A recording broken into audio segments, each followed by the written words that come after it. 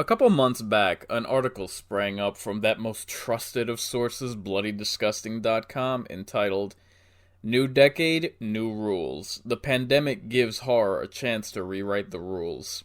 Given this website's stellar, open-minded, non-political, impartial, self-righteous inclination, I had no doubts that this essay from this bastion of credibility would serve as yet another monument of their unrivaled aptitude to take the temperature of the horror faithful and society at large. Even if you're unfamiliar with this webpage reputation, if you think that title is pretentious, wait until you get a load of the contents within this think piece proper. Gentlemen, start your engines. And now a reading. Scream, which turns 25 next year, famously outlined the rules for surviving a horror flick. Actually, Scream outlined the rules for slasher films, which, may I remind you, are not the quintessential horror film just because they are the cliched scary movie. But living through a pandemic changes every single rule. Many are suffering due to no fault of their own, and there's no plan coming, and no hero ready to burst through the door to save the day. Ah yes, who could forget the time-honored tradition of the hero swooping in to save the day? That oldest and most sacred of tropes within scary movies. Yeah, that's what horror films are known for. Spot on! Let me handle this, bitch.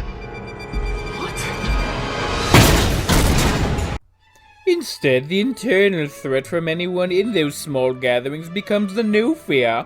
There's no need for forced entry because we willingly let them inside. When they came rapping at our chamber door, greeting us with a smile and the warmth of familiarity, or worse, the tormentor could be a family member who lives under the same roof as the main characters, and wants nothing more than to see them suffer. The movie becomes a metaphor for what we're going through and makes our safe spaces anything but. It speaks to the fact that a virus can live in our loved ones and we never really know how safe we are. But ultimately, it's a lot scarier knowing the people we trust with our lives can just as easily decide we're as disposable as a napkin. There is not a syllable of this proposal that anyone would find relatable for the simple fact that this reads like fan fiction of how a Hollywood global epidemic would be dramatized, not an accurate depiction of how this pandemic would be depicted. Perhaps no other subgenre is more of a slave to its rules than found footage flicks. Well, certainly there's no other website that licks the boots of found footage more than Bloody Disgusting. I can tell you that much. Safe to say, we now have a little more empathy for the annoying person who won't drop the camera. First off, no we don't. Those movies suck. Second, if these characters were annoying before, why didn't you consistently mention that in your filleting fluff pieces? Oh, only now you're willing to side with horror fans when you wish to join the in crowd. A bit of mixed messaging there, considering how often you kowtowed to this faux genre, thinking it would ingratiate yourself to the fan base. The scariest thing about these movies, besides whatever is doing the haunting, should be that the refusal to film and share is what will get these characters killed. No matter what happens, no matter how bad it is, no matter how ridiculous and absurd the situation gets, they must keep rolling. The movie itself demands they keep going. The entity wants all that attention, and the characters can't live without feeding the beast. We, the audience, demand the cameras stay on as well. Our societal pressures to share and create content give birth to new rules. If it's not on social media, it didn't happen at all. If you say you were terrorized by a demon and didn't stream it for the world to see, then you're probably lying. Dear God, do these people get caught up in sniffing their own fart clouds, beating themselves raw over how in tune with the common man they are? Societal pressures, really? How could your finger be on the pulse of culture when the only pressure you're feeling is your thumb firmly parked up your pooper? I love how they preempt any valid criticism, insisting that both the film itself and even the audience demand they keep rolling. So, not only do you assume you know what horror audiences want, you're attempting to speak on their behalf, all the while being stone cold dead wrong on both counts and sounding utterly brain dead all the while. Yeah, I'll happily part company if all you do is break wind. This decade should deal with the scariness of ineptitude. Self-referential much? That stress can result in people hurting themselves, hurting the ones around them, drowning in despair, or an entire society living out scenes from The Shining. This film can examine our relationship with institutions meant to protect us, and what it's like watching a group of people slowly descend into nihilism, all because they followed the rules and were completely misled. Well, throughout the fool's gold that this spin factory was mining, it seems that they landed themselves a diamond in the rough, even if it was by accident. That bit about being misled has been done by misinformation, something that this website traffics in, not by medical science. The premise of being led astray by distortion, propaganda, fear-mongering, and scare tactics by the establishment is not only what represents a greater threat, but has served to divide us, more than the sickness that this yellow journalism is hypothesizing. If this article, its writer, this website, genre in general, and mainstream media did their actual job, you would know for a fact that this pandemic has been blown way out of proportion. What higher authority would you need than the CDC reporting that, of the entirety of the death toll, only 6% is attributed to the actual virus? No political spin, no agenda to push or narrative to drive. Well, what motivation would anyone have to attribute deaths to the coof, you ask? Hospitals do earn a bonus for patients listed with COVID symptoms, just saying. I'm sure no one has given thought to how to exploit that. We all adhere to the honor system, no? Look, I am not trying to make light of this, and sincerely, my heart goes out to those that have lost loved ones, their livelihoods, and or their very lives.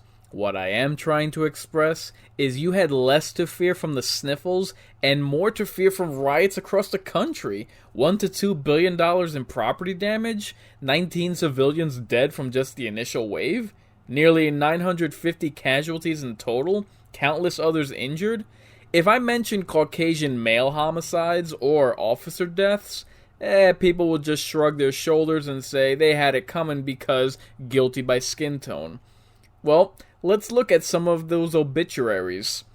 David Dorn, age 77, African-American, retired officer in St. Louis. Victor Cazares, 27, and Jose Gutierrez, 28, both in Chicago.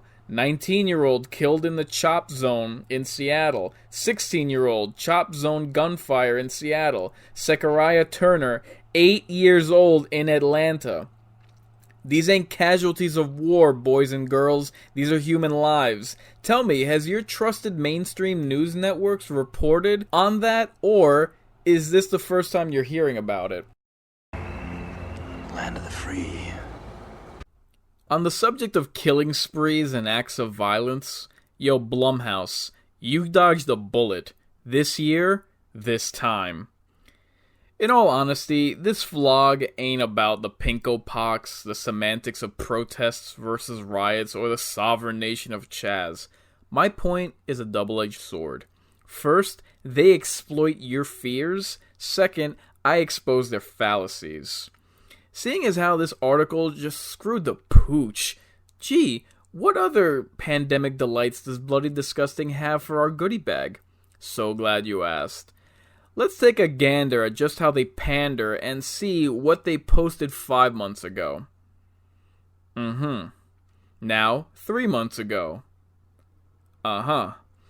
This video response of mine comes out exactly 2 months after this editorial gem. You want to know what anniversary came 3 days before? Do the math. Do you even remember what post 9/11 horror looked like? The same era that gave rise to genres like the aforementioned torture porn and found footage and the zombie apocalypse. You really want to be parachuting in those fads in a time when we got talentless frauds like Jordan Peele, Ari Aster, and Guillermo del Toro polluting film screens? Yeah, there's a recipe for rat poison. You're about 3 cards shy of a full deck. All you're missing is pandemic versions of J-horror, torture porn, and remakes to drag this genre back 20 years after it was already stopped dead in its tracks in a 10-year loop due to fads like zombies, Saw films, and paranormal activity. Well done! You're sure reinventing the wheel by resorting to fads that we're freshly freed from and frankly fatigued with. This is your master plan, taking a quantum leap backwards. Not saying horror can't offer critique of current events, I'm saying it should neither solely depend on social commentary nor force the use of it. Honestly, Bloody Disgusting doesn't even have the credentials to be considered journalists. They're seriously trying to pawn themselves off as studio scriptwriters? Nah, son. Boy, are you in the wrong line of work considering how Hollywood was in dire straits before the beer bugs bit. Post-quarantine, let's just say I have my doubts it'll bounce back. And why stop there? What would the movie Misery look like? But in a pandemic. How would the movie Alien play? Under quarantine. What if the movie Outbreak happened during an outbreak? Can you dig it, sucker? Legacy media is a dying breed. This lumbering brontosaurus is trudging along, behind the times and past its prime, completely ignorant of the space boulder hurtling towards its own head. There are so many other third-party avenues and independent sources to acquire your entertainment bulletin from and news coverage from, many of which are neither bought out or morally bankrupt. So much so that you don't have to rely on the self-titled champion of the horror genre. The pitch of this tabloid is completely predicated on a scenario that genuinely does not exist. It's just a gaggle of half-wit authors writing second-rate articles on a third-rate website using second-hand sources, all in a desperate plea for relevance and relatability and failing on both fronts. And let's call a spade, even if what this article was asserting had any basis in reality, it would just be a heavy-handed preachiness, lacking in subtlety or creativity, and if that's what we're in store for, if that's the next unimaginative fad around the corner off this assembly line, nah, you could miss me with that. The Thing and The Blob were about the spread of communism, but you can watch those movies without even knowing that because those movies had a great story and memorable characters. What a concept. How's about a counter proposition? Considering your subjective and sellout media will politicize just about anything to swing it in their favor, anything as big as buildings or as minuscule as microbes, if you really wanted to tell a scary story and tell the tale of 2020, you do so from inside the confines of a swamp or your own small business. This has been Incubus, signing off from the Mind's Eye News Network. You stay classy, San Diego. The violence, the anger, and the flames, at times well out of control, continued until dawn. Boy, that escalated quickly. I mean, that really got out of hand fast. It jumped up a notch. It did, didn't it? Warn your friends. Warn everyone.